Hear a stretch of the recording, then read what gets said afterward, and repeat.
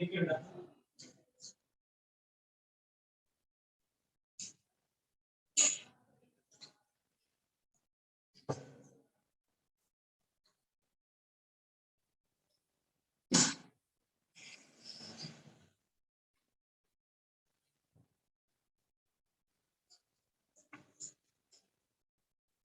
ठीक है, तो ग्रुप नंबर बेटा टी ब्लॉक, ठीक है बेटा, ग्रुप नंबर 18 बेटा।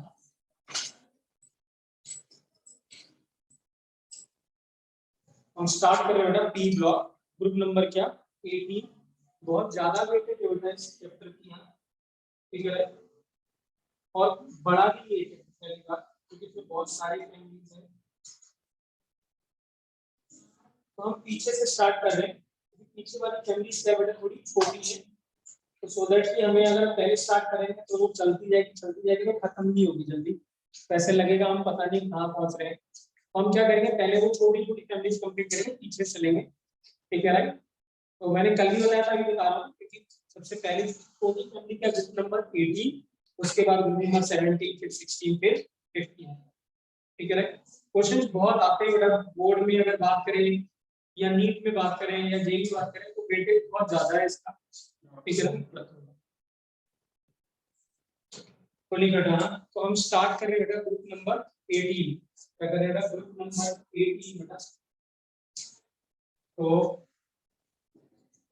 Group number 18 is also known as क्या बेटा, इनर्ट गैस या नोबल गैस। देखिए बेटा, देखिए इनर्ट गैस और नोबल गैस, बेटा इनर्ट गैस और नोबल गैस क्या क्या होता है बेटा इस फैमिली में, नियॉन, हीलियम, नियॉन, फिर क्या होता है बच्चों, आर्गन, क्रिप्टॉन, ज़ेनॉन और रेडॉन।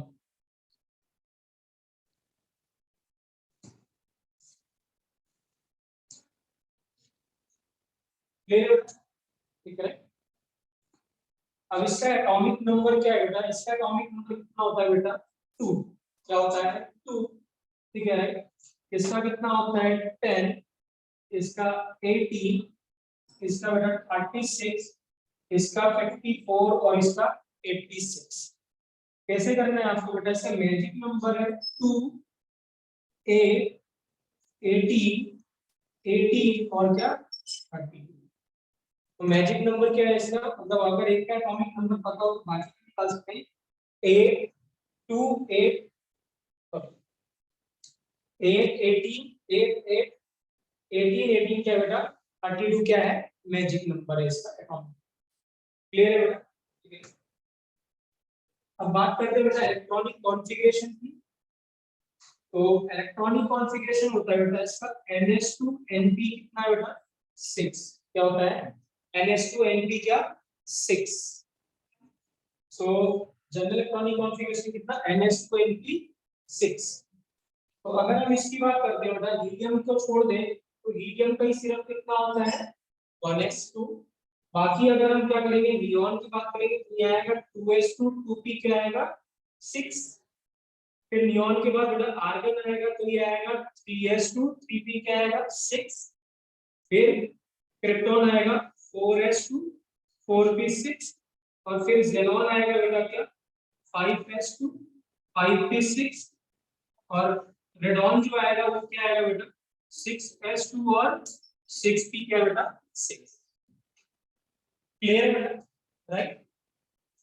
तो ये जनरल इलेक्ट्रॉनिक कॉन्फ़िगरेशन किसका बेटा, किसका ग्रुप नंबर कितना बेटा 18 का। इसमें याद रखिए बेटा हीलियम है it is not a P block element. Helium को हम रखते हैं यहाँ पे but it is a S block element. क्या है एस ब्लॉक एलिमेंट है। क्यों, क्योंकि इसका जो लास्ट इलेक्ट्रॉन है वो किस में जा रहा है एस सब सेल में जा रहा है, that is why it is S block element. आपकी क्या है ये पी ब्लॉक एलिमेंट। क्लियर है। तो इन सभी का ऑक्टेट क्या है कंप्लीट है, that is why they are known as inert gas और नोबल गैस। क्लियर है। अब आता है बेटा सेकंड पॉइंट हमने पहला पॉइंट लिखा था एलिमेंट कौन कौन से होते हैं बेटा। दूसरा पॉइंट हमने लिखा क्या जनरल इलेक्ट्रॉनिक कॉन्फ़िगरेशन क्या है बेटा। थर्ड लिखते हैं बेटा अकरेंस। बेटा लिखिए अकरेंस, यहां पे मिलते हैं बेटा अकरेंस। तो कहाँ पे मिलते हैं नोबल गैस, कहाँ पे मिलती है? एटमॉस्फेयर। तो देखिए बेटा, Nobel gas is available in atmosphere, Nobel gas is available in atmosphere.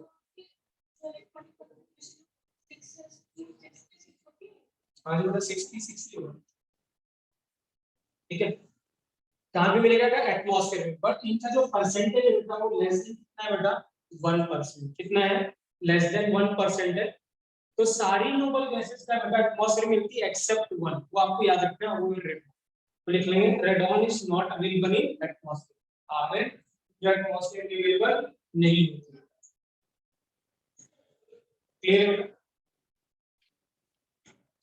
Correct है। दूसरी बात बेटा क्या है, क्वेश्चन मुझे कौन सी गैस मैक्सिमम है एटमॉस्फेयर में, तो आंसर है बेटा नोबल गैस की बात कर रहा हूं, तो है आर्गन। तो आर्गन का परसेंटेज बेटा क्या है? मैक्सिमम। आर्गन का परसेंटेज क्या है बेटा? मैक्सिमम है, ठीक है। और आर्गन ही ऐसी नोबल गैस है बेटा जो पहली बार डिस्कवर हुई। तो फर्स्ट नोबल गैस कौन सी डिस्कवर हुई थी? आर्गन, बाय रैमसे, है ना, विलियम रैमसे। पूरा नाम इनका विलियम रैमसे, अंग्रेज थे, इन्होंने इसको डिस्कवर किया। क्लियर? क्वेश्चन दूसरा ऐसे पूछे बेटा, which noble gas is abundant in universe? सबसे ज्यादा अबंडेंट कौन सी है? हीलियम, क्योंकि सन के अंदर क्या है? हीलियम। अबंडेंट क्या है बेटा? मोस्ट अबंडेंट कौन सी है? हीलियम। लेकिन मोस्ट अबंडेंट इन यूनिवर्स क्या है? हीलियम। तो मोस्ट अबंडेंट जो गैस है क्या है बेटा? वो हीलियम इन यूनिवर्स होता है। It is the second most abundant element होता है। ये क्या है? Second most abundant element after hydrogen. Hydrogen सबसे ज्यादा अबंडेंट है, and the second most abundant element in universe. gas नहीं element, second most abundant element in universe after hydrogen। पहला क्या होता है? हाइड्रोजन। क्लियर है बेटा? करेक्ट। सभी क्लियर है? जपन क्लियर है बेटा? मान्य आपको क्लियर? दूसरी बात क्या है बेटा, जो हीलियम ऐसे कुछ गैसें जो होती है बेटा वो क्या करती हैं, वो मिनरल्स में भी अवेलेबल होती है, ठीक है। और वो कौन कौन सी? हीलियम और नियॉन। देखिए हीलियम और neon are also available in minerals,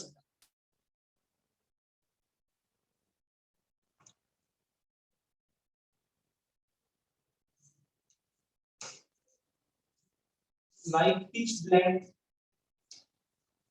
PITCH BLEND।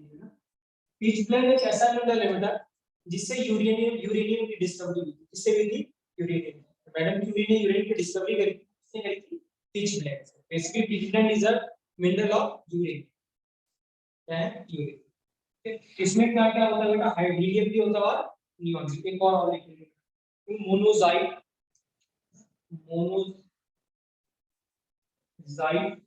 ये सारे किसके वो हैं? मिनरल्स यूरेनियम के ही हैं।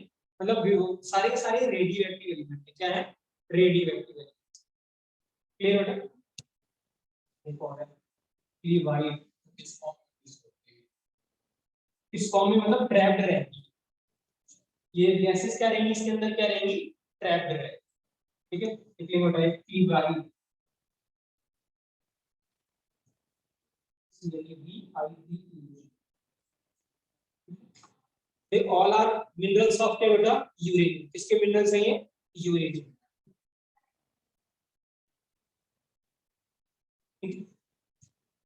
क्वेश्चन ऐसे पूछ ले बेटा कि व्हाट इज द कम, ज्यादातर आप देखेंगे सबसे ज्यादा जो यूज होती है नोबल गैस वो कौन सी होती है? हम खेलते भी हैं हीलियम से, बैलून यूज होते हैं हीलियम से, है ना, ठीक है। तो हीलियम का जो कमर्शियल वो है, मतलब कहां से यूज, कहां से वो आता है, मतलब कमर्शियली कैसे प्रोड्यूस करते हैं? What is the commercial source of helium? तो आंसर है बेटा नेचुरल गैस। क्या है? Natural gas. तो लिखेंगे commercial source of helium is natural gas.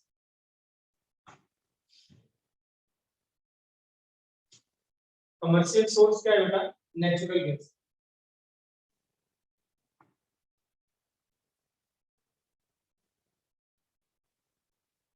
Clear.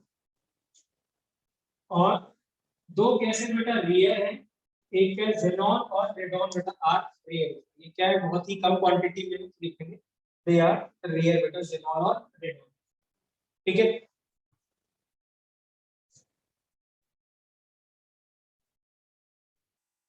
देखिए क्या है बेटा, जो रेडॉन है ना, ठीक है राइट, वो क्या होता है, वो प्रोड्यूस होता है बाय रेडियम डिसइंटीग्रेशन भी प्रोड्यूस। मतलब क्या करते हैं, जैसे हम कोई और रेडियम की सब्सटेंस लेते हैं रेडियम बेसिकली, उससे हमें क्या मिलता है, रेडॉन मिलता है। क्या मिलता है, रेडॉन। तो लिखिए बेटा, देखिए iron and helium are formed by, iron and helium are formed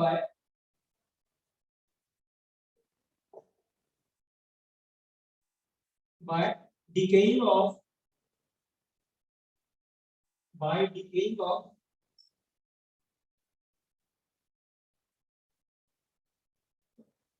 radium, by decaying of radium. ये काफी क्वेश्चन बार आ चुका है बेटा ये। ठीक है, तो आप देखिए क्या है, नीचे क्या है बेटा, एटॉमिक नंबर, ऊपर क्या एटॉमिक मास। तो बेसिकली न्यूक्लियर रिएक्शंस का क्या होता है बेटा, जैसे आप केमिकल रिएक्शन पढ़ते हो तो उसमें मास कंजर्व होता है। रेडियोएक्टिव रिएक्शन में क्या होता है बेटा, एटॉमिक मास और एटॉमिक नंबर कंजर्व होता है। तो ये 88 है बेटा, तो ये 86 प्लस 2 कितना हो गया, 88, और ये 226, 224 प्लस 4 कितना हो गया, 226। हाँ, तो रेडियो एक्टिव जो सब्सटेंस है बेटा आर ए, उसी के डिसइंटीग्रेशन से दो गैस बन रही है, दोनों की दोनों क्या है बेटा, नोबल। दोनों की दोनों क्या है, नोबल। तो इसको याद रखिए, इंपॉर्टेंट है। और आर एन क्या है बेटा, रेडियो एक्टिव है। R N is a radio active. कौन सी नोबल गैस रेडियो एक्टिव है, तो आर एन इज क्या बेटा, radio.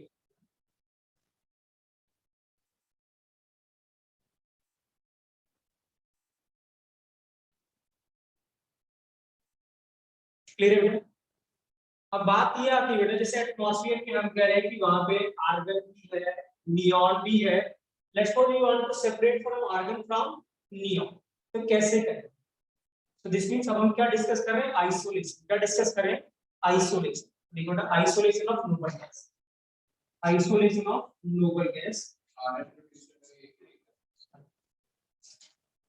Isolation of noble gas. अब क्या है बेटा, जनरली क्या है, आरएन जो है, ठीक है ना, वो रेडियो एक्टिव, इसलिए हम उसकी बात करते नहीं है, तो उसका आइसोलेशन हमें डिस्कस करने की कोई जरूरत नहीं है। दूसरी बात क्या है बेटा, हीलियम जो है वो यूजुअली क्या करता है, अगर आपको पता है या नहीं पता है, हीलियम क्या होता है बेटा, वो सबसे मिनिमम टेम्परेचर चाहिए होता है उसको क्या करने के लिए, उसको सेपरेट कैसे करते हैं बेटा, बाय डिस्टिलेशन। किससे सेपरेट करते हैं, बाय डिस्टिलेशन। तो हम यहाँ पे क्या करते हैं बेटा, लिक्विफाई करते हैं। कैसे, तो क्या करते हैं, लिक्विफाई करते हैं। तो जो हीलियम है बेटा, वो क्या करता है, -272 डिग्री सेल्सियस पे क्या करता है, लिक्विफाई। मतलब क्लोज टू कितना बेटा, 273 क्या केल्विन, ऑलमोस्ट क्या, एब्सोल्यूट जीरो केल्विन। तो इसका मतलब क्या, हीलियम जल्दी क्या होता है, सेपरेट नहीं हो पाती, या क्या करते हैं सबसे लास्ट में सेपरेट होती है। ठीक है राइट, तो लिखिए बेटा, helium and RN, except helium and iron, except helium and iron, all gases are separated by, all gases are separated by, except helium, He and Rn, all gases are separated by, first है बेटा,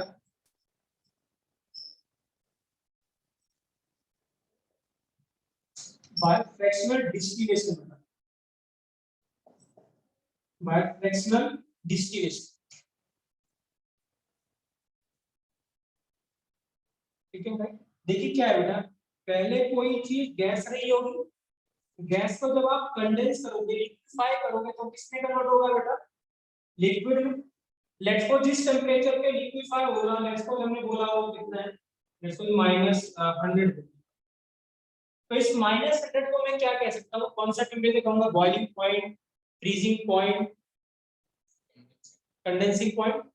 boiling point क्या होता है बच्चों बताइए, जब liquid किस में कन्वर्ट होता है, गैस में। तो ये चीज तो है, आप तो गैस को लिक्विड में कन्वर्ट कर रहे हो या लिक्विड को गैस में कन्वर्ट कर रहे हो, जिस टेम्परेचर पे हो रहा है उसी को आप क्या कहोगे, बॉइलिंग पॉइंट, है ना।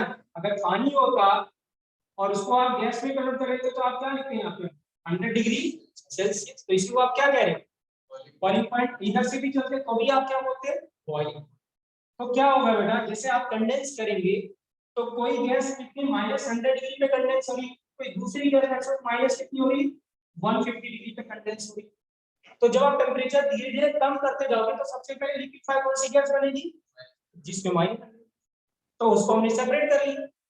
फिर और ठंडा किया और लिक्विफाई का टेम्परेचर डाउन किया, फिर इसको सेपरेट कर लिया। ऐसे ऐसे करके हमने सारे को क्या करा separate. So this mean the separation, इसी को क्या बोलते हैं बेटा फ्रैक्शनल डिस्टिलेशन। किस पे डिपेंड करता है डिफरेंस इन बॉइलिंग पॉइंट, इस पे डिपेंड करता है डिफरेंस इन बॉइलिंग। लिखेंगे बेटा due to difference in boiling point, due to difference in boiling point, due to difference in boiling point gases are separated, gases are separated by fractional distillation। तो main इसका जो principal है वो difference in क्या है बेटा boiling point.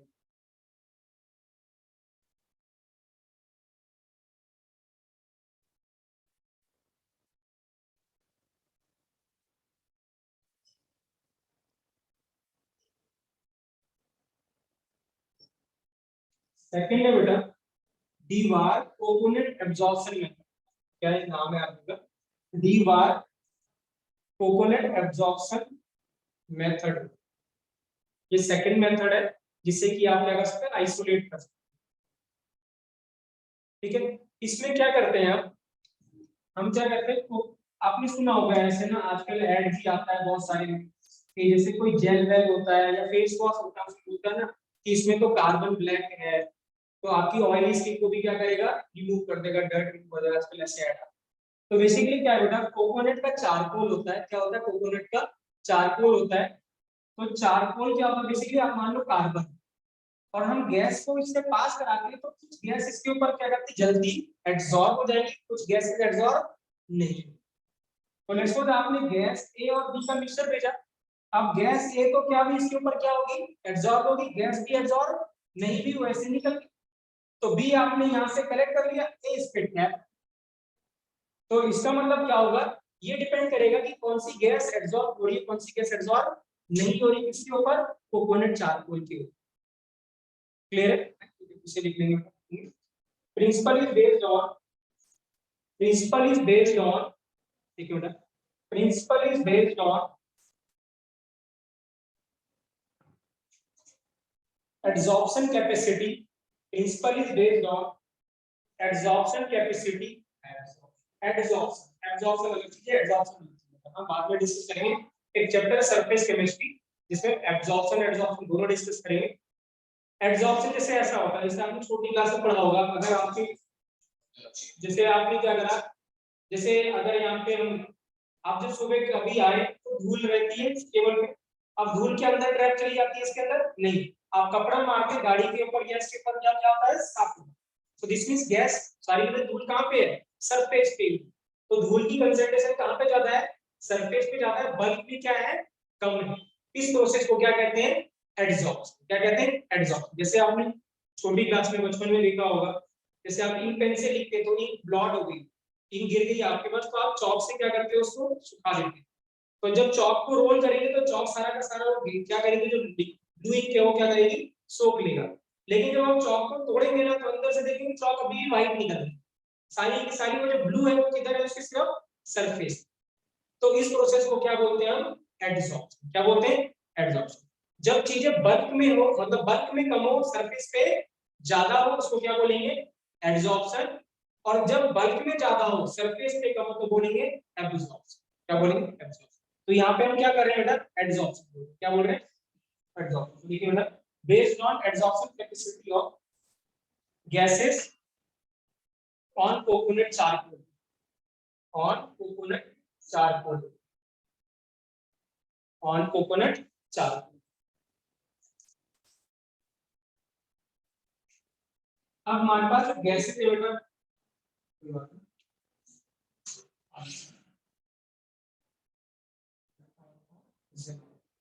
हमारे पास क्या बेटा ये नोबल गैसेस है।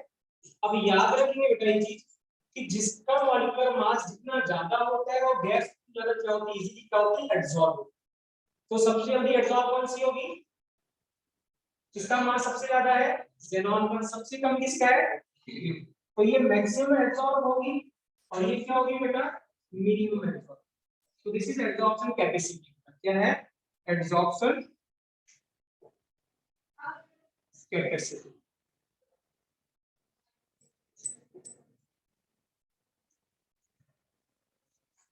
क्लियर है बेटा?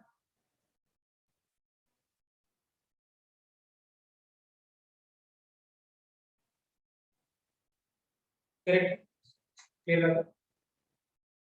नेक्स्ट है बेटा।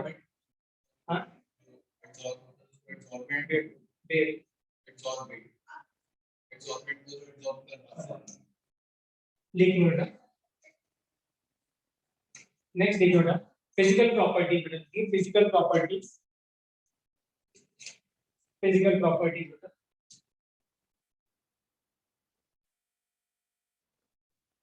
तो सारी की सारी गैसेस क्या है बेटा? कलरलेस होती हैं, टेस्टलेस होती है, ओडरलेस। लिखिए बेटा, कलरलेस, टेस्टलेस एंड ओडरलेस। तो नियॉन का कलर कैसा है? वो अलग चीज है, वो जो क्या करते हो आप उसको एक्साइट करते हो तब आता है। इलेक्ट्रॉन क्या दूसरे में जाता है, फिर जब डी डी एक्साइट करता है तब वेव, वहां पे हम करंट प्रोड्यूस करते हैं ना। नियॉन में जब आप लाइट जलाते हो तभी तो कलर शो करता है, नियॉन लाल पीली जब शो करती है, पर जब तक आप करंट पास नहीं करते तब तक कुछ नहीं। तो कलरलेस बेटा, टेस्टलेस और ओडरलेस, और ऑल आर मोनोएटॉमिक। क्या होती है? सारी की सारी मोनोएटॉमिक, मतलब क्या? हीलियम कोई 2 3 नहीं होता, ऑल आर मोनोएटॉमिक।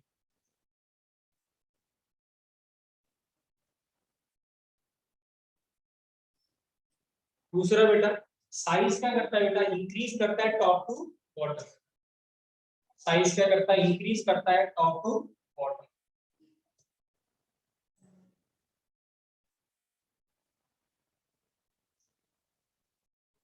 ठीक है। और साइज के साथ साथ देखिए बेटा, melting point, boiling point, density बेटा, ये सब का सब टॉप टू बॉटम क्या करता है बेटा? इंक्रीज करता है, इंक्रीज करता है।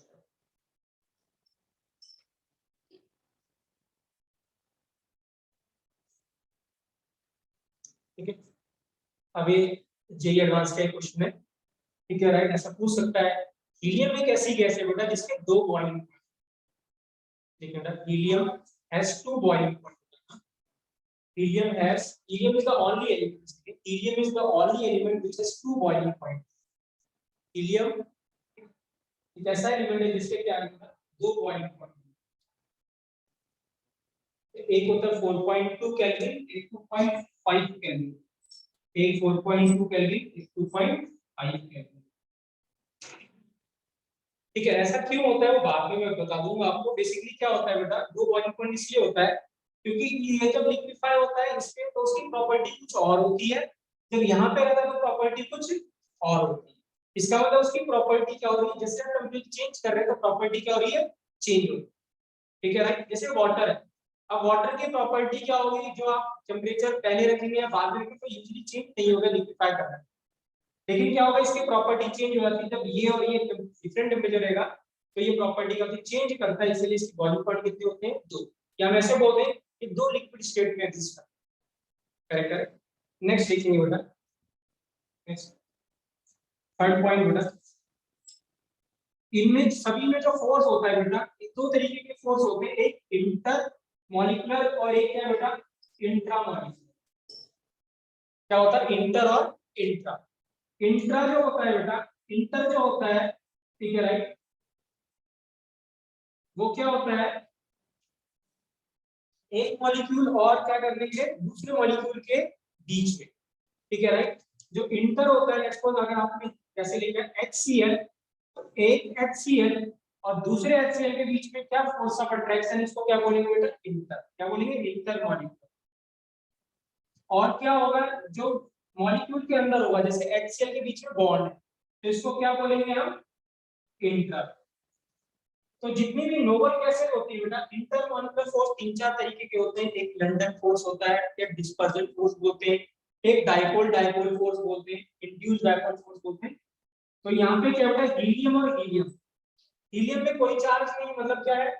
इसका डाइपोल मोमेंट क्या है बेटा 0 और इसका भी डाइपोल मोमेंट क्या है 0 नहीं। तो जब ये दोनों ही क्या है जिनका दोनों का कोई डाइपोल मोमेंट नहीं है इसमें फोर्स बोलेंगे नॉन पोलर मॉलिक्यूल बोलेंगे लंडन फोर्स या डिस्पर्जन। ठीक है बेटा देखेंगे in noble gases intermolecular force IMF लिखेंगे बेटा।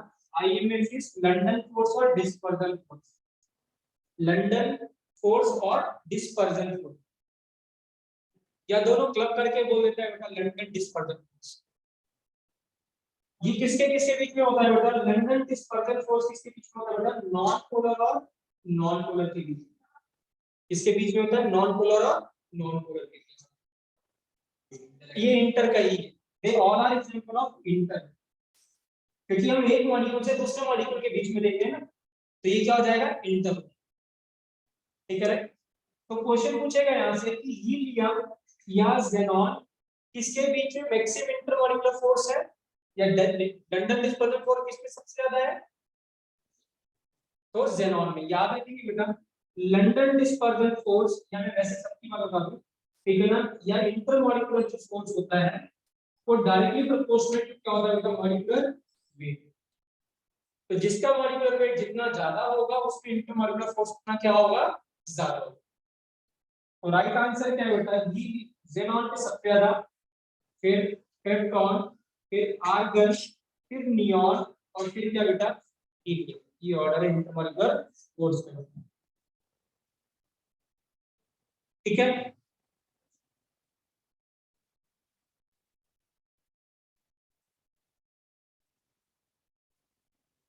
क्लियर हो गया। और जो गैस बेटा जो गैस में जिस गैस में जितना ज्यादा इंटरमॉलिक्यूलर फोर्स होगा उसको लिक्विफाई करना उतना ही क्या होगा आसान क्योंकि लिक्विड में है तो लिक्विड के बीच में फोर्स ऑफ अट्रैक्शन होता है मॉलिक्यूल। तो सबसे आसान किसमें है ज़ेनॉन में और सबसे मुश्किल किसका है हीलियम। ईज ऑफ लिक्विफिकेशन मुश्किल आसान का मतलब क्या है बेटा ये सबसे कम टेम्परेचर पे लिक्विफाई होगा और ये इन सभी में सबसे ज्यादा टेम्परेचर पे लिक्विफाई तो बेटा ईज ऑफ लिक्विफिकेशन ऑर्डर यही रहेगा ईज ऑफ लिक्विफिकेशन। तो लिक्विफिकेशन जो है बेटा directly proportional to intermolecular force है और इंटरमॉलिक्यूलर फोर्स किसके प्रोपोर्शनल होता है मॉलिक्यूलर वेट। तो जितना मॉलिक्यूलर वेट ज्यादा होगा इजीली क्या करेगा बेटा लिक्विफाई करेगा।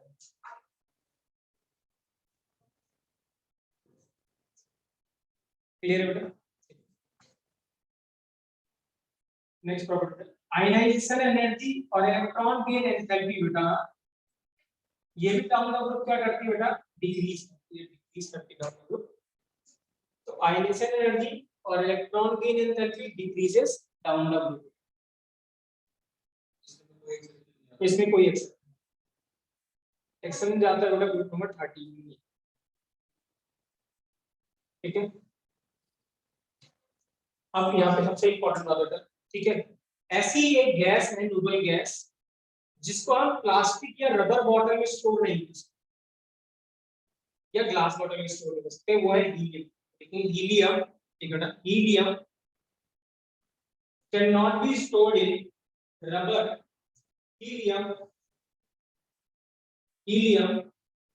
Can not be stored in rubber plastic और ग्लास बॉटल। अब ऐसा इसलिए बेटा क्योंकि जो ग्लास है फॉर एग्जांपल हम ग्लास की बात करते हैं तो वो क्या है बेटा सिलिकेट्स होता है। क्या होता है सिलिकेट्स या सिलिका SiO2 और इसमें क्या होता है बेटा इसमें हर Si बाकी और चार और से जुड़ा होता है। तो इसका जो शेप होता है वो टेट्राहेड्रल होता है। क्या होता है टेट्राहेड्रल। तो आपने पढ़ा होगा बेटा जब हमने सॉलिड स्टेट पढ़ा होगा तो टेट्राहेड्रल क्या होता है बेटा 3 एटम तो ऐसे ऊपर होती है और एक एटम क्या होता है ऐसे ऊपर होता है। तो इसमें वॉइड्स होते हैं इसका क्या बोलते हैं टेट्राहेड्रल वॉइड्स। अब इन सभी में टेट्राहेड्रल वॉइड होगा और हीलियम का साइज इतना छोटा होगा कि हीलियम वहां से बाहर निकल जाएगा थ्रू दिस वॉइड्स। इसीलिए हम हीलियम को कभी भी स्टोर नहीं करते ग्लास या प्लास्टिक बॉटल में क्योंकि वहां पे एम्प्टी स्पेस होता है और वो स्पेस इतना इनफ है कि हीलियम क्या करेगा एस्केप कर जाएगा क्योंकि हीलियम का साइज बहुत ही क्या है छोटा। थोड़ी देर बाद वो क्या करता है, पिचक जाता है, ठीक है, क्योंकि धीरे धीरे एस्केप करता है। तो अगर आपको हीलियम को स्टोर करना है तो usually cross linked polymer use करते हैं। क्या यूज करते हैं? क्रॉस लिंक्ड पॉलीमर, जो पढ़ेंगे बाद में क्या होता है। तो याद है हमने पढ़ा था बेकेलाइट, है ना, बेकेलाइट पढ़ा था, तो वो क्या था, क्रॉस लिंक्ड पॉलीमर, तो ये बताया था। हाँ, तो ये क्या है, बेकेलाइट है, ये क्रॉस लिंक्ड पॉलीमर है। तो इसको जब हम स्टोर करते हैं तो क्रॉस लिंक्ड पॉलीमर में स्टोर करते हैं, क्योंकि क्या होता है, क्रॉस लिंक्ड भी होता है तो इधर उधर जगह कम मिलती है, उसके नहीं करता। तो बस इतना याद रखना, हीलियम को हम ग्लास, इसका साइज बहुत क्या है, छोटा है, वो निकल जाता है। तो helium can not be stored in glass. अब क्या है बेटा, ठीक है, इसमें बहुत सारे क्वेश्चन आते हैं, हर दूसरे साल क्वेश्चन रिपीट होता है, लेकिन discovery of compounds of noble gas, discovery of compounds of noble gas, ठीक है।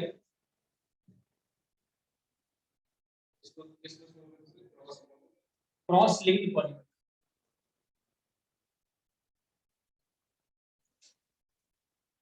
जिनका जिनको इसका श्रेय जाता है बेटा, इनको नोबेल प्राइज मिला था, इसका नाम है नील बर्ट। क्या नाम है? नील बर्ट। और ये पूछता है, ठीक है, देखिए क्या है, इन्होंने क्या किया बेटा, ठीक है, इसने और इसके एक वो था स्टूडेंट था, जिन्होंने इसकी डिस्कवरी करी, बट क्रेडिट स्टूडेंट को नहीं मिला, किसको मिला? सिर्फ बर्ट को, ठीक है। बट ऑब्जर्व किया था उसके स्टूडेंट ने ऑब्जर्व किया, और स्टूडेंट ने जाके उसको बताया, जाके उसको बता दिया नील बर्ट को, नील बर्ट ने डिस्क्लोज कर दिया कि मैंने डिस्कवर कर। हाँ, ऐसे तो बहुत सारे ने बहुत गलत सलत बोल के चले गए, किसने वापस किया, है ना, थॉमसन को, थॉमसन के लड़के ने गलत प्रूव किया, पर दोनों को नोबेल प्राइज दिया, उसको लेके उसको दे देना चाहिए था, ठीक है। चलिए यार, ठीक है, तो क्या हुआ बेटा, ये इंपॉर्टेंट है। इसने क्या देखा, नील बर्टलैंड ने, इसने ऑक्सीजन देखा और एक कंपाउंड पे उसके रिएक्ट करा PTF6, क्या कराया, O2 को, और किसके साथ रिएक्ट कराया, PTF6। अब क्या है, O2 क्या है, ऑक्सीडाइजिंग एजेंट, ऑक्सीजन को एक ऑक्सीडाइजिंग एजेंट होता है, तो उसने क्या करा, जब इसके साथ रिएक्ट किया तो एक कंपाउंड बना बेटा O2PTF6 का। क्या बना? O2PTF6। मतलब क्या है, इसने क्या करा, इस ऑक्सीजन ने इस कंपाउंड को क्या करा, ऑक्सीडाइज कर दिया। क्या कर दिया? ऑक्सीडाइज कर दिया, ठीक है। इसके ऊपर क्या होता है बेटा, माइनस चार्ज, और इसके ऊपर क्या चार्ज आता है बेटा, +1।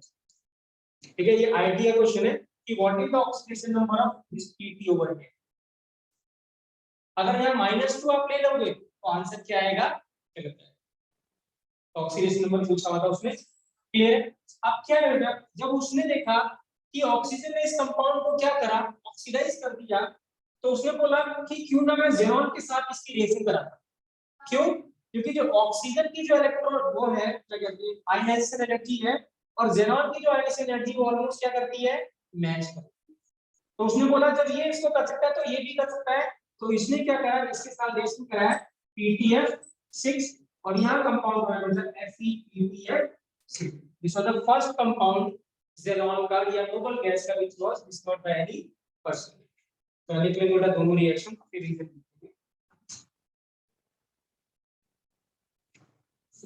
ये क्या है बेटा, ये रेड कलर का है, और ये भी ऐसे ऑरेंज कलर का है, solid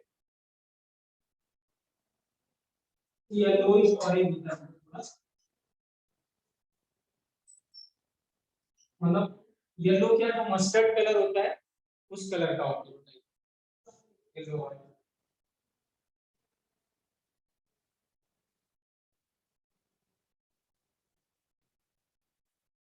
Clear? So what inspired me Berkeley for the discovery of xenon, compounds of xenon? क्या इंस्पायर किया?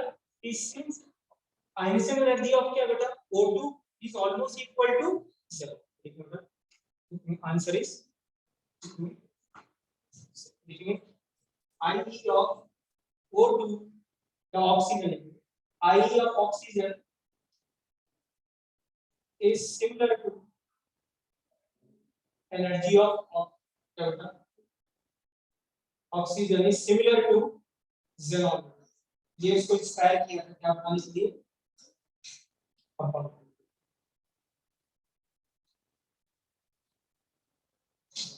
क्लियर? आप सोचिए ना कि ज़ेनॉन तो उसका ऑक्टेट कंप्लीट है तो उससे इलेक्ट्रॉन लेना इतना आसान नहीं, ठीक है। इसलिए क्या बेटा, जो भी ज़ेनॉन के जो कंपाउंड है या तो वो ऑक्सीजन से मिलेंगे या किससे मिलेंगे, फ्लोरीन से। तो लिखो ना, नेक्स्ट पॉइंट लिखिए। But after synthesis of HCPTF6, after synthesis of PTF6, many other compounds are discovered. Many other compounds are discovered, but mainly with oxygen and fluorine. But mainly with oxygen and fluorine.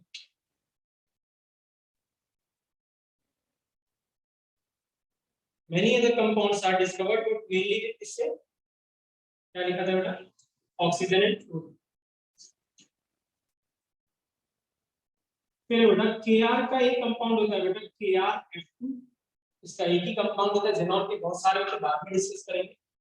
आप देखिए ना, जैसे जैसे आप क्या कर रहे हैं, ग्रुप में ऊपर बढ़ते जा रहे हैं, आयनिक एनर्जी क्या करती जाएगी, बढ़ती जाएगी, तो इजीली जल्दी अब ऑक्सीडाइज नहीं हो, तो इसलिए इनके कंपाउंड बहुत ही कम होंगे। एक इसका होता है बेटा Rn का F2 होता है, RnF2 देखिए बेटा, और कंपाउंड्स पेप्टोन का एक ही कंपाउंड है बेटा KrF2, Rn का भी एक ही है RnF2। RnF2 डिस्कवर तो हुआ है बेटा, बट अभी तक आइसोलेट नहीं हुआ है, इसको अभी तक आइसोलेट मतलब अलग नहीं कर पाए, बनाया तो है बट इसको हम सेपरेट नहीं कर पाए।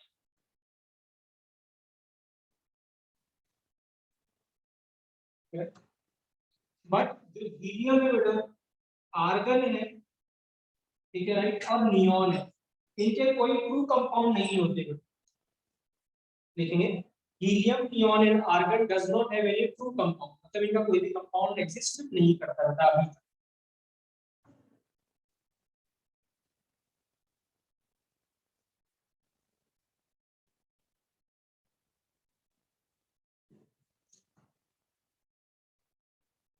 फिर लास्ट पॉइंट है इसमें, देखेंगे नोबल गैसेस फॉर्म्स बेटा, noble gases forms clethrate, CLATHERATE, clethrate compounds क्या है, noble gases forms बेटा क्या, clethrate compound। अब clethrate compound क्या होता है बेटा, जो मैंने भी बताया था क्या होगा, जैसे कोई भी जो आपने भी पूछा था देवंशी, जैसे मैं बता रहा था कि कोई कंपाउंड होता है उसमें ट्रैप हो जाता है, गैसेस क्या करती है उसमें ट्रैप हो जाती है। तो बेसिकली क्या होता है, कोई भी कोई कंपाउंड बनाओगे तो उसका लैटिस होगा, स्ट्रक्चर होगा कुछ उसका। अब लैटिस होगा तो उसमें क्या होगी, कुछ ना कुछ कैविटी होगी या वॉइड होगी, ठीक है ना राइट। उस वॉइड को बोलते हैं बेटा केज, क्या कहते हैं, केज। और केज का मतलब ही क्या होता है, क्लैथरिन। केज को क्या बोलते हैं, क्लैथरिन। तो जो क्या होते हैं, नोबल गैसेस होती हैं, वो इस केज में क्या हो जाती है, ट्रैप हो जाती है। क्या हो जाती है, ट्रैप हो जाती है। उस कंपाउंड को हम क्या कहते हैं, क्लैथरेट। तो क्या क्लैथरेट कंपाउंड क्या है बेटा, कि noble gases are trapped in a cage या cavity of the lattice of any compound, उस कंपाउंड को क्या कहते हैं, क्लेथरेट कंपाउंड्स। तो लिखेंगे बेटा, इसको लिखिए, क्लेथरेट इज केज कंपाउंड, लिखना clathrate is cage compound, clathrate are cage compound in which noble gases are get trapped, in which the noble gases get trapped in the cavity of the lattice, in the cavity of the lattice, in the ना ना, वो तो true compound है, वो नहीं, वो तो वहां पे बॉन्ड है उनके बीच में, केमिकल बॉन्ड है। हाँ वो भी केमिकल बॉन्ड है उसके बीच में, ठीक है, वो ट्रू कंपाउंड अभी देखेंगे तब देखेंगे, ठीक है, क्लियर है ना राइट, ठीक है। देखेंगे अब कौन कौन सी गैसेस ट्रैप्ड होती है, क्लैथरेट कंपाउंड बनाती है, इंपॉर्टेंट है। जिसका साइज छोटा होगा वो एस्केप कर जाएगा, जिसका साइज बड़ा होगा वो क्या हो जाएगा, ट्रैप हो जाएगा। लिखेंगे xenon, argon and krypton. xenon, argon and krypton forms clebrate compound. कौन कौन नहीं बनाता है क्वेश्चन पूछेगा, तो आंसर क्या है, हीलियम और नियोन।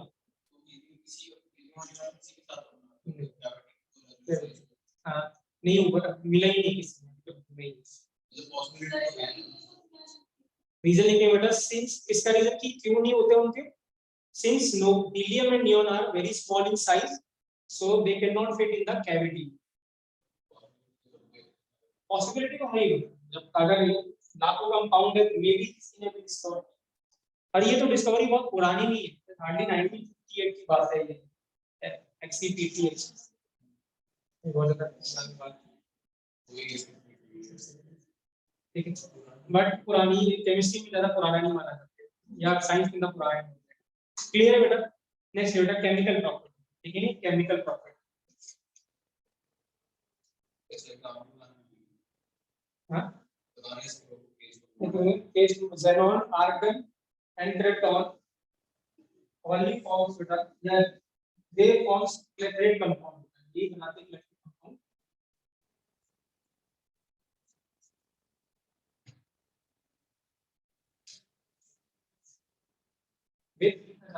with alcohol और water, alcohol टेट्राहेड्रल होता है, तो टेट्राहेड्रल में क्या हो जाएगा, फिट हो जाएगा with alcohol और water। क्लियर है। नाउ केमिकल प्रॉपर्टीज, तो मैंने अभी बताया था बेटा xenon के कंपाउंड क्या है, या तो F के साथ है या किसके साथ है बेटा, O के साथ, किसके साथ, F के साथ या O के साथ। तो लिखिए बेटा कंपाउंड्स ऑफ, या xenon फ्लोराइड, xenon फ्लोराइड, ठीक है राइट। अब क्या है बेटा, राइट, xenon के 3 फ्लोराइड होते हैं, एक HCl, याद पहले बता दूं बेटा, xenon की जो कोवैलेंसी होती है, कोवैलेंसी मतलब कितने बॉन्ड वो बना सकता है, xenon की कोवैलेंसी होती है या तो 2 या तो 4 या तो 6 या तो क्या बेटा 8। तो xenon या तो 2 बॉन्ड बनाएगा, ये 4 या 6 या क्या 8, ठीक है। क्यों तो देखेंगे, देखिए क्या है, आप ऐसे लिखेंगे 6s2 और 6p कितना 60 का था, यहाँ पे कोई अनपेड इलेक्ट्रॉन है नहीं, इसका मतलब इसके आगे जो d होगा वो खाली पड़ा होगा। अब इसमें कितनी ऑर्बिटल, 5, इससे एक आपने एक्साइट किया तो ये होगा। अब कितने अनपेड मिलेंगे, एक इसका और एक इसका, तो कितने हो गए 2, एक और भेजा आपने तो कितने हो गए 4, 3 4, एक और भेजा 6, एक और भेजा तो याद समझ में आया। बेसिकली क्या था ना बेटा, यहाँ पे आपने ऐसे P6 लिखा था ना, ऐसे 1 2 3 4 5 6 इधर 2 लिखे। अब जब एक इलेक्ट्रॉन एक्साइट करोगे यहाँ से तो एक और एक बचा, तो कितने अनपेड मिलेगा 2, एक बार और किया इसको एक्साइट किया तो कितने मिलेगा, एक बार और एक्साइट किया तो कितने मिलेगा 6, एक बार और एक्साइट किया तो कितना मिलेगा, हां सेम ऐसे तो 6 तो सेम है ना, सेट सेम है ना, तो अगर सेट सेम हो तो एनर्जी क्या होगी, तो या तो कितने बॉन्ड बनाएगा बेटा 2 4 6 और 8। फिर अब क्या है बेटा, इसके 3 फ्लोराइड होते हैं, एक HCF2, एक HCF4 और एक HCF क्या बेटा 6, ठीक है बेटा 3 फ्लोराइड है, और ये इंपॉर्टेंट है बेटा क्योंकि फ्लोराइड ही होती है, तो 3 फ्लोराइड बनाते हैं।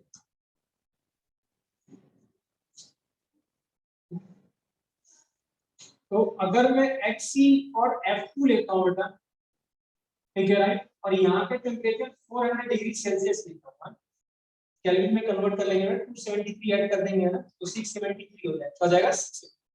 तो यहाँ मिलता है बेटा Xc, क्या मिलता है बेटा F, क्या मिलता है HCF। यहाँ पे क्या करना है बेटा, इस केस में आपको रेशियो कितना लेना है, 1:, कितना बेटा 1। तो अगर 1:1 रेशियो लेते हो तो ये बनेगा। अगर आप Xc और F2 लेते हो बेटा, और यहाँ टेम्परेचर करते हो बेटा 600 डिग्री सेल्सियस, और रेशियो आप लेते हो 1:, कितना बेटा 5 का, तो हमें मिलता है HCF4। और अगर आप रेशियो लेते हो बेटा HCF2 का 1:, कितना 20, और टेम्परेचर रहते हैं बेटा यहाँ पे 500 डिग्री सेल्सियस, तो मिलता है बेटा FeHCF। याद रखिए बेटा रेशियो बहुत इंपॉर्टेंट है, क्योंकि रेशियो चेंज करोगे तो प्रोडक्ट भी क्या हो जाएगा बेटा, चेंज। क्लियर है बेटा? ठीक है, करेक्ट है, कोई डाउट? ठीक है, हाँ जी, नहीं, क्या होता है, एक लिमिटेड जगह है ना, एक्सी के पास आसपास आप जोड़ सकते हो, तो लिमिटेड जगह तो है। अब 6 तो फ्लोरीन का साइज छोटा है, इसलिए आपने 6 लगा दी, अदरवाइज आप क्या होगा 8 कभी आपने देखा होगा SF6 एक्सिस्ट करता है, बट 8 एग्जिस्ट नहीं करता। द रीजन इज क्योंकि क्या है, आपने ये एक्सी है, अब इसके किनारे किनारे आप 6 ही एटम एकोमोडेट कर पाओगे, बाकी जगह नहीं बचेगी, इंट्रेंस बढ़ जाएगी, इसलिए एग्जिस्ट नहीं है। अगर हम इसी तरीके से हम कम कर सके तो ऐसा एटम लगा दे जो कम जगह घेरेगा और ज्यादा बॉन्ड बनाएगा, तो एकोमोडेट हो सकता है। जैसे ऑक्सीजन, ऑक्सीजन किससे बॉन्ड होता है, डबल बॉन्ड। ठीक है, एक बेटा प्रॉपर्टीज लिखो, बेटा लिखनी इसी की प्रॉपर्टीज लिखिए, प्रॉपर्टीज। एक चीज और लिखेंगे बेटा, Xc बेटा लिखेंगे F4 प्लस O2 F2 बेटा, XCF4 प्लस XCO2 XCF6, ये भी एक तरीका है XCF6 बनाने का।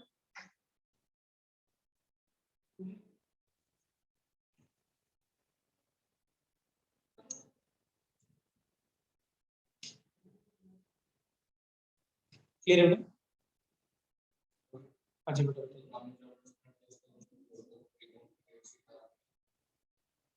आगे देखिए, तुम्हारे किस रिपोर्ट की कोड की कब है तुम्हारा रिपोर्ट,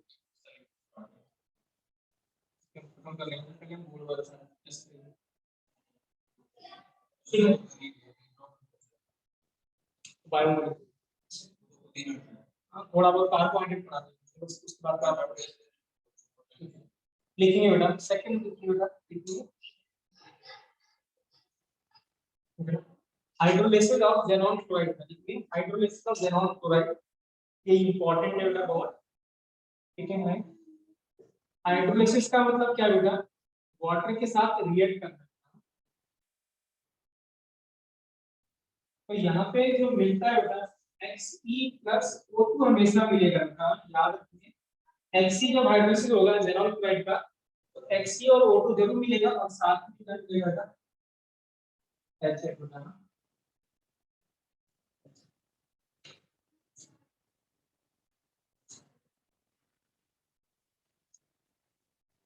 और अगर हम XeF4 की रिएक्शन बेटा वाटर से कराते हैं, XeF4 की रिएक्शन किससे कराते हैं बेटा, वाटर से कराते हैं, तो यहाँ मिलता है बेटा हमें xenon प्लस XeO3 बेटा, दो प्रोडक्ट मिलते हैं, और ये दोनों मिलेगी O2 और क्या बेटा H। तो इसको XeBT ना कोवैलेंट कंपाउंड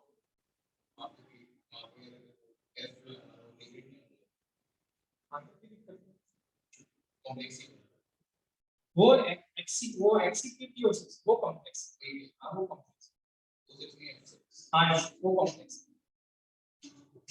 Xc बेटा F6 प्लस वाटर, यहां मिलेगा बेटा XeO3 प्लस आपकी O2 और HF2।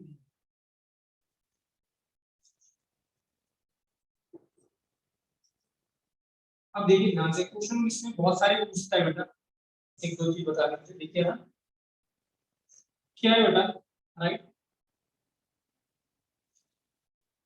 ये जो कंपाउंड है बेटा, हाँ इसमें अगर हम देखें तो ये ऑक्सीडेशन अगर नंबर देखते हैं बेटा, सोनिक का कितना था -1, तो एक्स का कितना हो जाएगा प्लस, ये किसमें गया 0 में। ठीक है, राइट, तो इसका मतलब ये वाली जो रिएक्शन है ये क्या होता है, रेडॉक्स रिएक्शन है, क्या है, रेडॉक्स रिएक्शन, पहली वाली।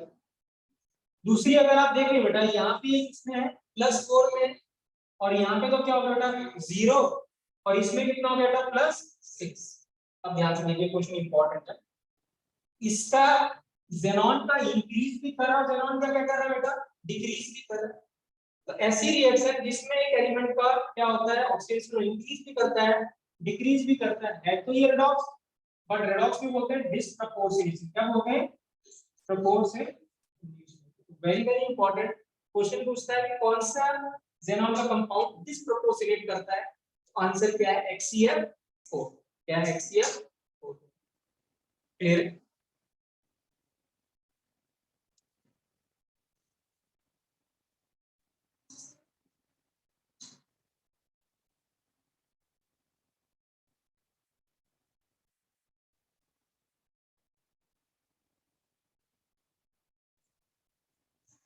क्लियर हो गया? जब बैलेंस करेंगे बेटा तो यहाँ 2 और ये 2 आता है, कभी कभी पूछ ले तो याद है, ठीक है ना। यहाँ पे बेटा आता है 6, तो यहाँ कितना आता है बेटा? 12।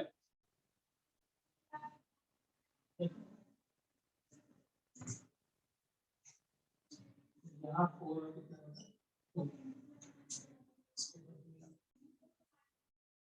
अब लास्ट वाले की बात करते हैं बेटा, ठीक है।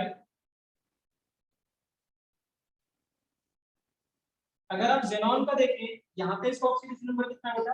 +6, और यहाँ भी कितना है? तो इसका मतलब यहाँ xenon का क्या हो रहा है? ऑक्सीडेशन नंबर चेंज नहीं हो रहा, तो यहाँ पे xenon का ऑर्बिटल रिड्यूस नहीं हो रहा। ये तो पूछ सकता है इसमें नहीं हो रहा, रब कर दे बेटा।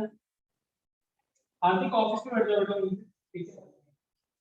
क्लियर है? ये कितना हो गया बेटा?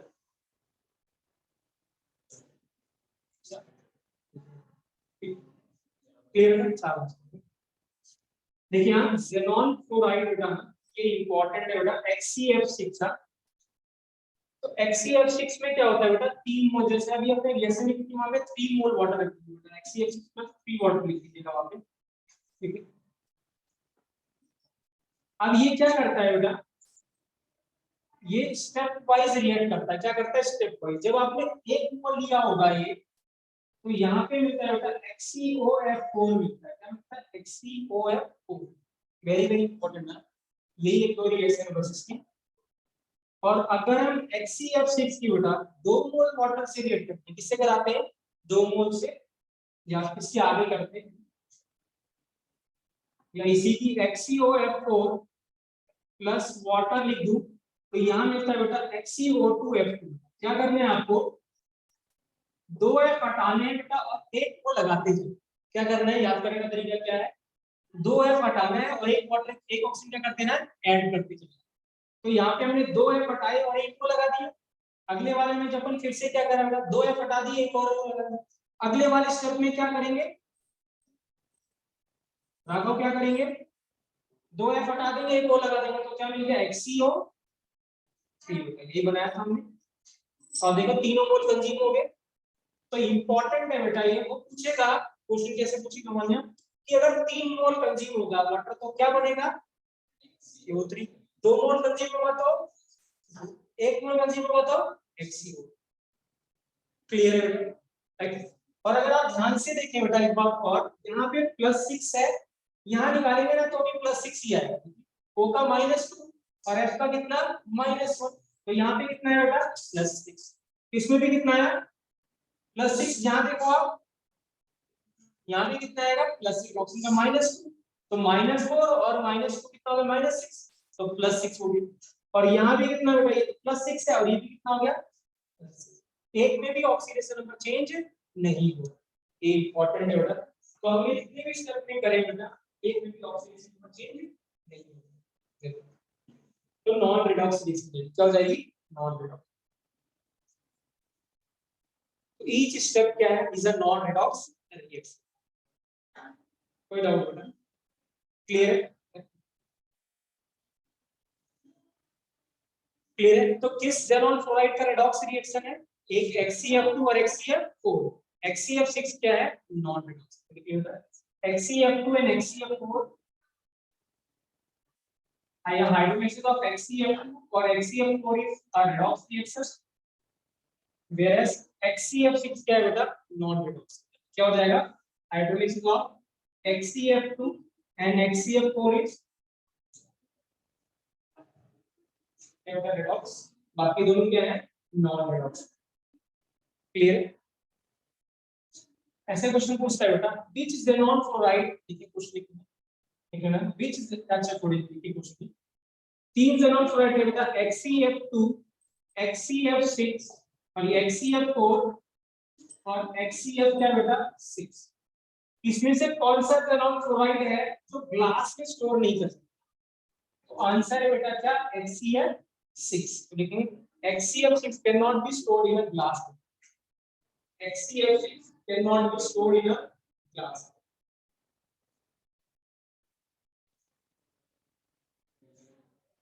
रीजन इज क्या बेटा, ग्लास के साथ रिएक्ट कर जाता है, ठीक है, बिकॉज इट रिएक्ट्स विद बेटा glass to silicon, because it reacts with silicon.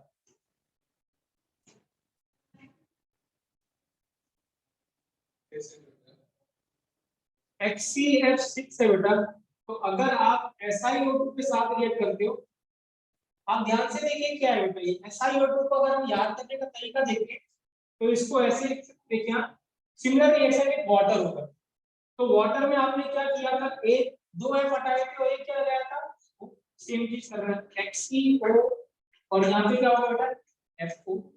अगले वाले में क्या बनाओगे, XeO2 कितना F2, और अगले वाले में क्या बनाओगे XeO।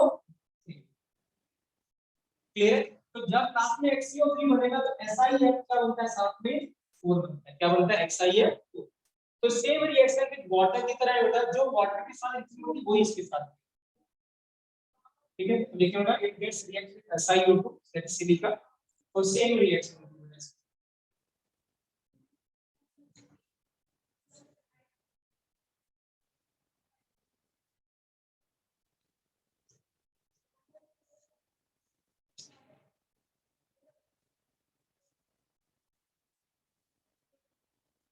Clear. Next, they are very good oxidizing agent, लिखेंगे they are very good oxidizing agent, क्योंकि आप समझ सकते हैं जवान में पॉजिटिव चार्ज आ रहा है due to fluorine, so they are very good oxidizing agent।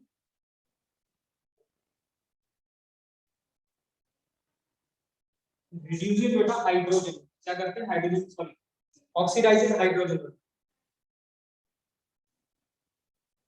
तो होगा क्या बेटा, यहाँ पे मैं जनरल बता रहा हूँ, यहाँ पे एक जेनॉन फ्लोराइड है और हाइड्रोजन है, तो जेनॉन खुद रिड्यूस हो जाएगा और इसको क्या कर देगा, ऑक्सीडाइज कर। तो यहाँ क्या मिलेगा, जेनॉन और साथ में क्या मिलेगा H। Same for XeF2, same for XeF। Clear है? तो अगर आप यहाँ पे H2 लेंगे तो भी वहां पे Xe और HF मिलेगा बेटा। अगर यहाँ पे आप लेते क्या XeF4 लेते तो भी ये होता, XeF6 करते तो भी ये होता, ठीक है। अब ऐसा क्वेश्चन पूछ सकता है बेटा कि XeF2 और XeF4 और XeF6 बेटा कौन सबसे अच्छा ऑक्सीडाइजिंग है, जिसपे जितना ज्यादा बेटा चार्ज होगा वो उतना अच्छा ऑक्सीडाइजिंग एजेंट होगा। ऑक्सीडाइजिंग एजेंट क्या करता है, इलेक्ट्रॉन क्या करता है, एक्सेप्ट करता है। आप देखिए ना यहाँ पे कितना चार्ज है, +6, यहाँ पे कितना बेटा +4, और यहाँ पे लागू कितना प्लस, कौन जल्दी इलेक्ट्रॉन एक्सेप्ट करेगा, तो बेटर ऑक्सीडाइजिंग एजेंट लिखेंगे ऑक्सीडाइजिंग एजेंट।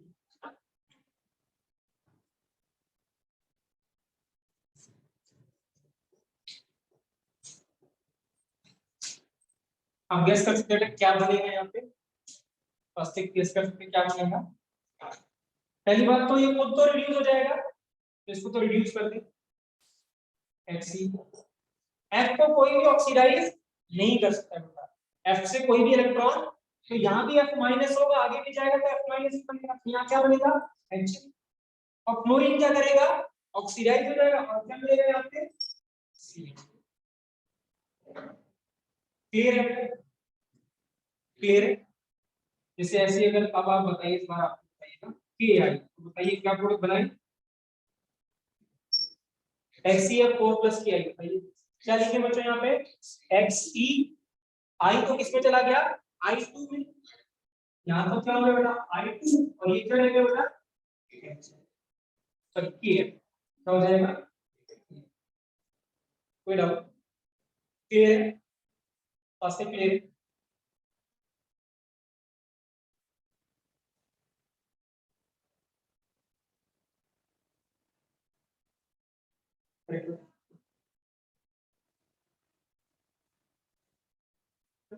जैसे हमने ऑर्गेनिक में पढ़ते हैं, मैंने बताया था आपको कि ऑर्गेनिक में ना एफ जोड़ना बहुत मुश्किल होता है, ठीक है राइट। तो ये क्या है बेटा, कभी कभार अगर आपने रिएक्शन देखी होगी ऑर्गेनिक केमिस्ट्री में, अगर मुझे एफ जोड़ना है ना तो ज़ीनॉन फ्लोराइड यूज करते हैं, एफ जोड़ HCF2 ऐसे यूज करते हैं because they are very good source of chlorine.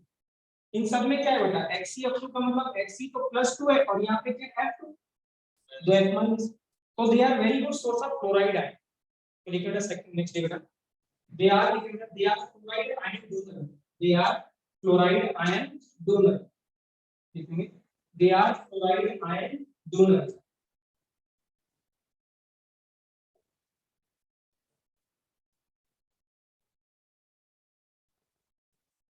जैसे HCF2 और PF क्या है बेटा 6, तो होगा क्या, ये एक फ्लोरीन किसको दे देगा बेटा, इस P को दे देगा, तो PF6 बन जाएगा माइनस और ये बन जाएगा HCF कितना प्लस, फ्लोराइड निकल जाएगा है, तो यहाँ पे क्या मिलेगा ना, HCF के ऊपर तो क्या आ गया बच्चों प्लस का निशान, और P के ऊपर क्या आ गया, सेक के ऊपर कितना बेटा माइनस।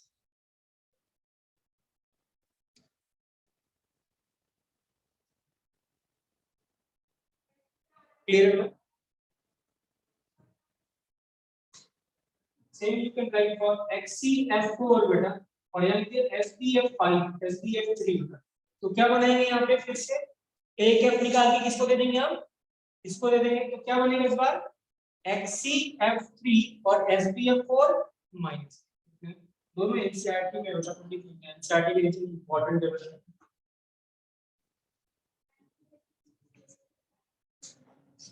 या HCF3 कर दे या 5 कर दे बेटा, क्योंकि ये दोनों शो करेगा 5 को, क्लियर है बेटा, ठीक है। अब क्या है बेटा, ये फ्लोराइड आयन डोनर होते हैं बट फ्लोराइड आयन एक्सेप्टर भी होते हैं, तो लिखेंगे नेक्स्ट में बेटा they are fluoride ion acceptor, they are fluoride ion acceptor.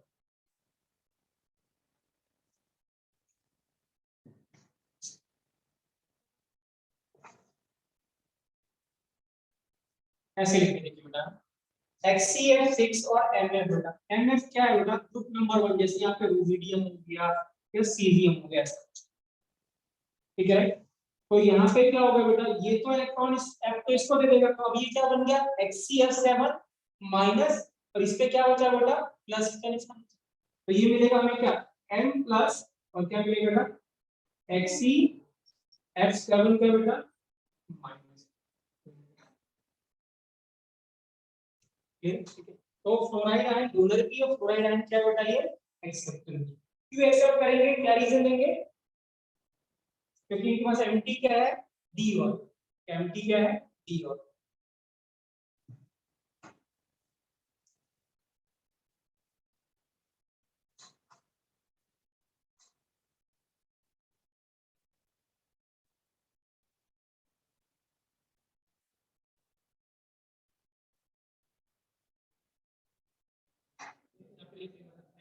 क्या होगा ग्रुप 1 एलिमेंट, क्या होगा ग्रुप 1 एलिमेंट,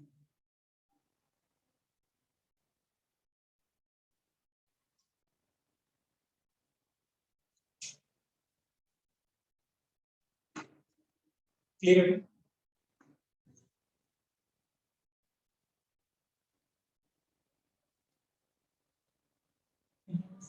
देखिए बेटा नेक्स्ट बहुत इंपॉर्टेंट है, देखिए structures of compounds of xenon बताना, structures of compound of xenon,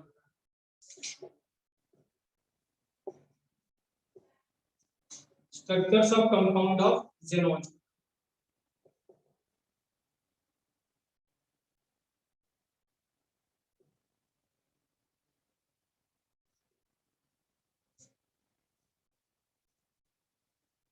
clear है। अब तीन फ्लोराइड के बेटा, हाँ देखिए कैसे बनाएंगे स्ट्रक्चर, ध्यान से। सबसे पहले क्या करना है बेटा, स्ट्रक्चर को फ्लोरीन हमेशा सिंगल बॉन्ड से बॉन्ड, क्या होगा सिंगल से, और ऑक्सीजन कभी आएगा तो किससे बॉन्डेड होगा डबल से, ठीक है। दूसरी बात क्या है, xenon पे आउटर मोस्ट में कितने इलेक्ट्रॉन है बेटा 8, कितने हैं 8, अब इसका स्ट्रक्चर बनाना तो 8 में से 2 तो चलेंगे किस पे बेटा बॉन्ड, तो बचे कितने 6, तो 6 में से कितने लोन पेयर हुए 3 आधा कर देंगे, जितने इलेक्ट्रॉन बचे हैं उसके कितने होंगे, हाफ क्या होंगे, लोन पेयर। तो इसका मतलब इसमें क्या हो गया बेटा, 3 तो क्या है लोन पेयर प्लस 2 क्या है बॉन्ड पेयर। 3 क्या बच्चों लोन पेयर और 2 क्या है बॉन्ड पेयर। इसको बोलते हैं बेटा स्टेरिक नंबर। क्या बोलते हैं स्टेरिक नंबर। स्टेरिक नंबर कितना है बेटा इसका 5। क्या है 5। क्या है 3 लोन पेयर 2 बॉन्ड में स्टेरिक नंबर कितना बेटा 5। और अगर 5 होता है तो हाइड्रोजन ग्रुप बेटा sp3 क्या होता है बेटा d। क्या होता है sp3d। क्लियर है लोग क्या होता है sp3d। और sp3d होता है बेटा ट्राइगोनल बाय पिरामिडल। क्या होता है ट्राइगोनल बाय पिरामिडल। ये क्या है बेटा ज्योमेट्री। क्या है ज्योमेट्री। और ये क्या है हाइब्रिडाइजेशन है। ये स्टेरिक नंबर है और ये क्या है बेटा कंपाउंड। क्लियर है। अब अगर इसका शेप बनाएंगे बेटा तो ध्यान से देखिए बेटा क्वेश्चन क्या है बेटा मैक्सिमम डिसाइड sp3d ज्योमेट्री का आता है। ट्रायंगुलर बाइपिरामिडल कुछ ऐसी ज्योमेट्री थी, 3 ऐसे और एक प्लेन से ऊपर और एक प्लेन के नीचे। मैं रिपीट कर रहा हूं क्या होता है मानिएगा देखो क्या होगा बेटा 3 ये एक ही प्लेन में होगा और ये क्या होगा एक ऊपर और एक क्या होगा नीचे। इस पोजीशन को याद रखिएगा इक्विटोरियल पोजीशन कहते हैं। क्या कहते हैं इक्विटोरियल। और ये जो ऊपर और नीचे है उसको एक्सियल क्या बोलते हैं एक्सियल। ठीक है। अब याद रखेंगे बेटा इक्विटोरियल पोजीशन में हमेशा हम किसको रखेंगे पहले लोन पेयर को। किस पे रखेंगे लोन पेयर को या किसको लगाएंगे बेटा डबल बॉन्ड। तो double bond and lone pair will occupied in which position equatorial. और फ्लोरीन जो जाएगा बेटा वो जाएगा किस पे एक्सियल। ठीक जो मोर इलेक्ट्रोनेगेटिव एटम होता है वो कहां जाता है एक्सियल। अब बना देते हैं बेटा कितने लोन पेयर है बच्चों यहाँ पे 3। तो 1 2 और 3 और एक फ्लोरीन कहां गया ऊपर और एक फ्लोरीन कहां गया बेटा नीचे। करेक्ट है। तो दिस मींस क्या है बेटा ऐसे में 1 2 और ये 3। तो ये क्या हो गया बेटा ये क्या हो गया। अब इसकी शेप बताते हैं। तो याद रखना शेप में हम ये काउंट नहीं करते सिर्फ बॉन्ड पेयर काउंट करते हैं। अब ये लीनियर दिख रहा क्या दिख रहा लीनियर। तो शेप क्या हो जाएगी इसकी लीनियर। Very very important. तो शेप क्या है इसकी बेटा लीनियर।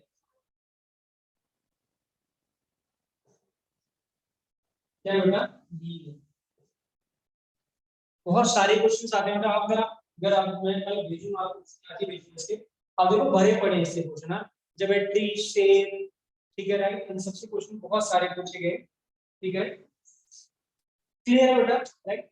इसी को बोलते हैं बेटा बॉन्डिंग में इसी को बोलते हैं बेल्ट रूल। क्या बोलते हैं बेल्ट रूल। ये जो बताया मैंने अभी इसको क्या कहते हैं बेल्ट रूल। ये 3 कितना है रह गया हो गया बस 2 ये 3 बना के बाकी देखिए यहाँ अब यहाँ पे देखिए बेटा कितने बॉन्ड पेयर है 4। बचे कितने रहेंगे बेटा 4 और एक रहेंगे तो 2 क्या आगे लोन पेयर। तो इस बार लोन पेयर कितने बच्चों 2 लोन पेयर है और कितने हैं 4 क्या है बॉन्ड पेयर। स्टेरिक नंबर कितना हो गया बेटा 6। अब हाइब्रिडेशन में एक और चीज जोड़ देंगे तो मिलेगा sp3d2। क्या हो जाएगा sp3d2 फर्स्ट क्लियर है sp3d2। और क्या होगा बेटा ज्योमेट्री होती है बेटा स्क्वायर बाय पिरामिडल या इसी को बोलते हैं बेटा ऑक्टा स्क्वायर बाय पिरामिडल या ऑक्टा क्लियर। अब अगर हम शेप देखेंगे बेटा तो देखिए ऐसा होगा। अब ऑक्टाहेड्रल क्या होता है बेटा 4 एटम ऐसे ही प्लेन में होते हैं ऐसे स्क्वायर जैसे डायगोनली और एक एटम ऊपर और एक एटम कहां बेटा नीचे। तो ऐसे होगा। अब सिमेट्रिक बनाएंगे हम क्या बनाएंगे सिमेट्रिक। मतलब अगर मैं एक लोन पेयर को ऊपर रखता हूं तो एक लोन पेयर को कहां रखूंगा नीचे और बाकी 4 क्या हो गए बच्चों फ्लोरीन। क्या हो गया फ्लोरीन। क्लियर है ठीक है। अब देखिए क्या है बताइए अब ये हो गया स्क्वायर प्लेनर होगा। क्या हो गया स्क्वायर प्लेनर। इस लोन पेयर से कुछ भी लेना देना नहीं है। तो शेप क्या हो जाएगा बेटा स्क्वायर प्लेनर हो जाएगी स्क्वायर प्लेनर।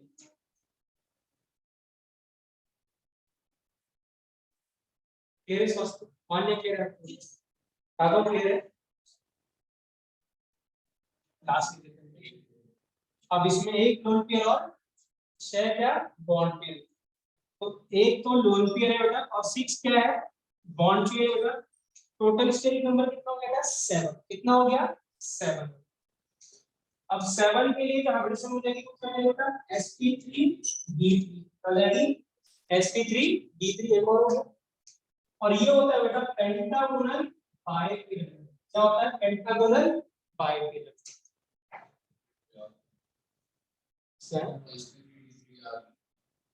तो क्या है पेंटागोनल बाइपिरामिड। मैं यहां बना देता हूं इसको। अब ये ऐसा होता है बेटा एक एलिमेंट तो ऐसे होगा और ऐसे पेंटागन जैसा होगा।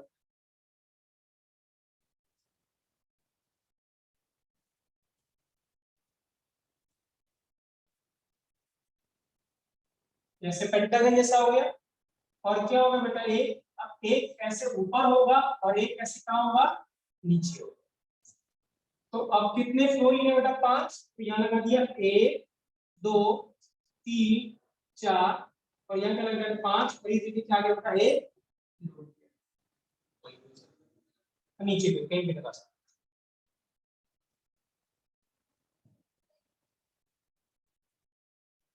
क्लियर है।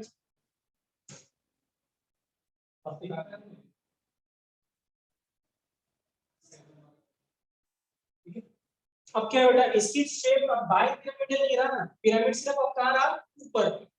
तो क्या बोलेंगे स्क्वायर सिर्फ पेंटागोनल पिरामिड। क्या होगा पेंटागोनल पिरामिड।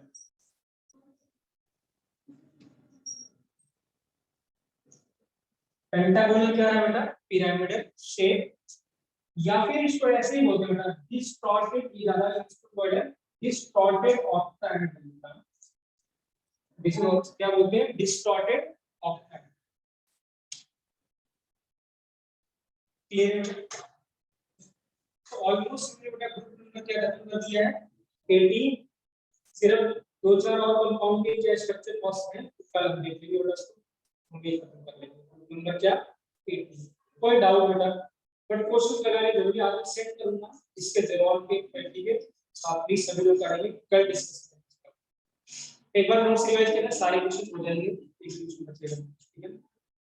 क्लियर क्लियर लगा बता रहे हैं कुछ ऐसे डायरेक्ट ज्यादातर स्ट्रक्चर से क्वेश्चन आता है इससे या फिर जो हमने लिखा था हाइड्रोलिसिस क्वेश्चन बनता है।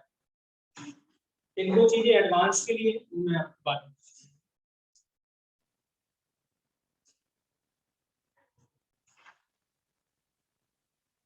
सान्या क्लियर है बेटा।